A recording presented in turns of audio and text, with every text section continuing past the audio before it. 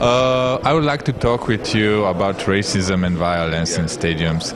Correct me if I'm wrong. You said that in your time when you were playing, the situation was much better than now. Why?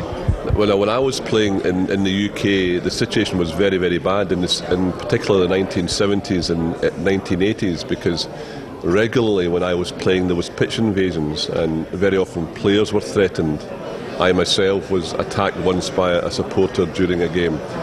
So Britain, we used to call it actually the English disease, football violence and hooliganism. It was very, very bad in those days. But the message I was trying to give was that if you have a concerted campaign and people pulling together, you can resolve it. In the UK we still have problems that nothing like we had 30, 40 years ago. But everybody involved, not only in football but in government, had to decide through working together and legislation to change the mindset and also change the culture of the football fan. We are talking about racism a lot of time, but actually what does it mean? Well, really, what we try to say in racism, the abuse of somebody because of the colour of his skin or his ethnic origin, any form of discrimination, as far as we're concerned, in football should be stamped out. Football should be free from racism or xenophobia or anti-Semitism. People should be allowed to come to a football game free of that. And also the players should be allowed to play a football match free of any racist intimidation.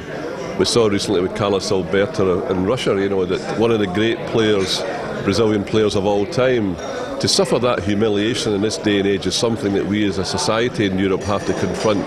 And again, like violence, we have to work together, all the agencies, and that's why we at FIFPro use the top players as role models to say to the fans, please do not accept us within the stadium. What has been done in England in this about racism talking? Well, in England, the Players' Union in England and in Scotland, we've combined together to back campaigns, two campaigns called Kick It Out and also Show Racism the Red Card, because our black members came to us and said, we do not accept this type of behaviour from the football fans. So therefore that we got together with the players, we initiated campaigns. The football authorities and the clubs eventually joined with us. Now in the UK we have all the parties together condemning racism and any other form of discrimination. So we need all the parties to come together. And also there's now government legislation. So sentences are very, very hard on people who transgress these rules. So there is a strong connection between racism and violence. Yeah, there can be, because one of the issues about violence in the 1970s and early 80s in the UK was, unfortunately, some fascist groups attached themselves to these outbursts of violence. So there can be, and also racism can create the violence to some degree because people react against it. So that it's not the sole factor in it, but it's a contributory factor, and that's why I think you have to deal with the two together where possible. So in England it has been done a lot in this direction. What's your opinion in Europe? In Europe we still have to catch up. In Western Europe there's a lot of campaigns like Show Racism the Red Card. People work with the UEFA through Football Against Racism in Europe. Again, like Eastern Europe, they're a wee bit behind yet, and that's why I'm here today and over the next couple of days to encourage the unions here to confront the issue and to raise that issue with the football governing bodies, because there'll be support from FIFPro, but also UEFA and FIFA have anti-discrimination policies that are high on their agenda. Next year, Poland, Ukraine will host the European Championships. That'll be shown to the whole of the world, so we have to make sure the fans behave here.